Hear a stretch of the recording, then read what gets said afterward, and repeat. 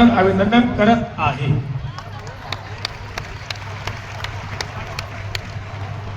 आज कथा का प्रथम दिवस है। हम आप सभी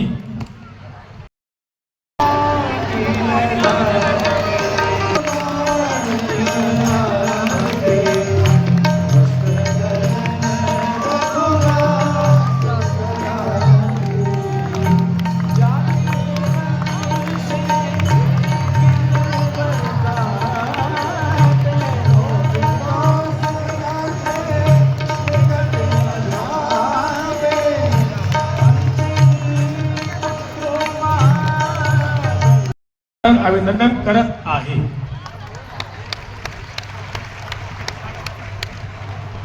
आज कथा का प्रथम दिवस है। हम आप सभी हम पहुंच गए थे राष्ट्रीय स्वयंसेवक संघ के सरसंघ संचालक जी के संकल्प से भारत दुर्गा माता मंदिर का भूमि पूजन था। तो बड़े गणमान्य संतों की उपस्थिति थी और हमको भी जाने का अवसर मिला, तो कुछ बोलने का अवसर मिला। स्वाभाविक रूप से एक बात हम कहें, हम जब भी महाराष्ट्र आए कोई ना कोई विषय छत्रपति वीर शिवाजी महाराज के बारे में बोला। उस दिन भी हमने गुरु शिष्य महिमा पर एक कथा बताई कि गुरु के प्रति हमारे छत्रपति शिवाजी महाराज की कितनी ऊंची विचारधारा थी, सब कुछ अर्पण कर देते। हमने अपने शब्दों में कहा, जो हमारी भाषा है उन शब्दों में बोला।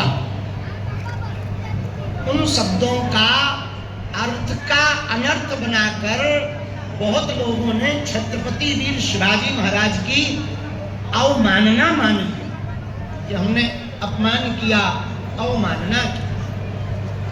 एक बात हम व्यासपीठ से पहले ही निवेदन करें, जिनके हिंदवी स्वराज्य की स्थापना को पढ़कर हमने हिंदू राष्ट्र का संकल्प लिया हो, भला उनका अपमान हम कर सकते हैं?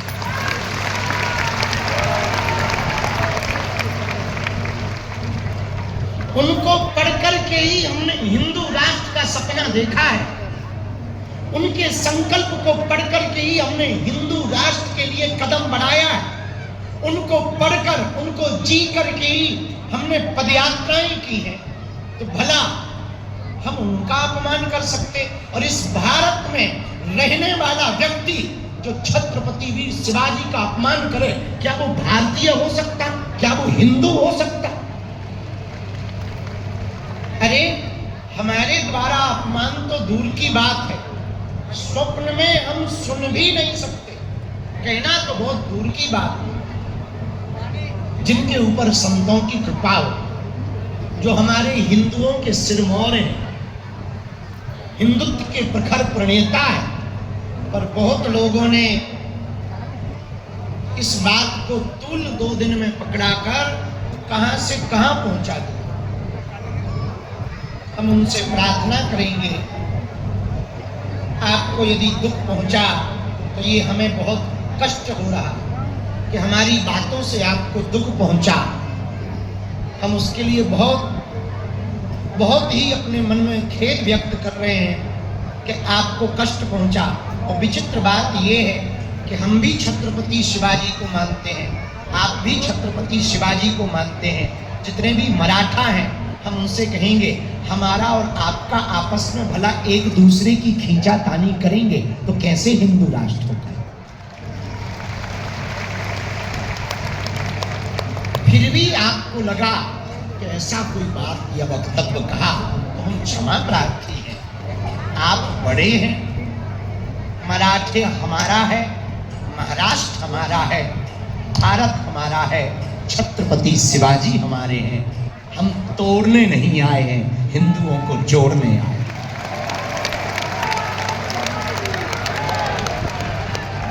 हमारी बात को जरूर आप संभाजी विग्रह मराठा परंपरा को माने और इसको राजनीतिक रंग ना दें। बहुत से लोग इसको राजनीतिक रंग दे रहे हैं, राजनीतिक रंग ना। हाँ, दूसरा विषय जो चल रहा, हिंदुओं के 4 बच्चे हों। हमारी शादी हुई नहीं है, होगी तो हम भी योगदान दें।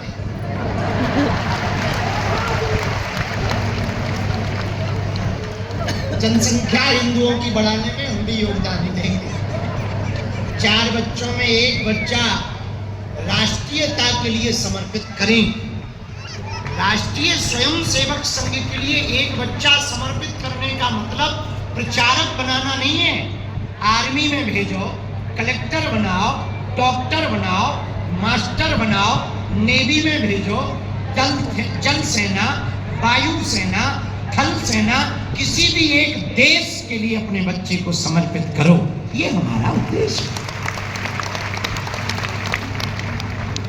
2 दिन से तो अभी यही चल रहा है, पर भगवान की कृपा है, नागपुर हम जब भी आते हैं बड़ा आशीर्वाद मिलता है। इस बार आए हैं, एक पहले ही बोल दें कि हम इस बार 5 ही दिन के लिए आए। 5 ही दिन की कथा है, 30 तारीख तक। कोई बाद में मत कह देना कि जल्दी बाबा पक गए। हाँ, पिछली बार भी ऐसे ही किया था, इस बार हम पहले ही बता रहे, 5 ही दिन की कथा है। बैनर में भी और हम बोल भी रहे, और दरबार भी लगाएंगे 29 तारीख को।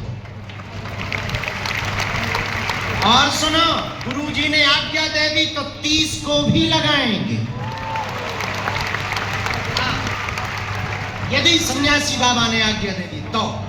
खैर छोड़ो, सुंदरकांड राम कथा के लिए हम सब बैठे हैं। 2 मिनट कीर्तन गा के आज की कथा शुरू कर रहे हैं। अच्छा, सब ठीक हो ना? 2 साल तुम्हें हमारी याद नहीं आई? हलवा आई, दिख तो नहीं रहा है। तुम्हारी मराठी में कहें तो तुम्ही सर्व कसे आहा चांगला। बताओ, हम ज्ञानी होकर बंदर से ज्ञान लेंगे? अब हमारे ये देना कि हम बंदर से ज्ञान लें। हनुमान जी बोले, राम अब तक तुम्हें जितने मिले वो ज्ञानी नहीं मिले, सिर्फ तुम्हारी चापलूसी करने वाले मिले। अच्छा, चापलूसी मेरी खतरनाक होती है। चापलूसी करने वाले आदमी को कहते हैं चमचा। देंगे वो अपने मुंह से अपनी बात को सबको बताएं।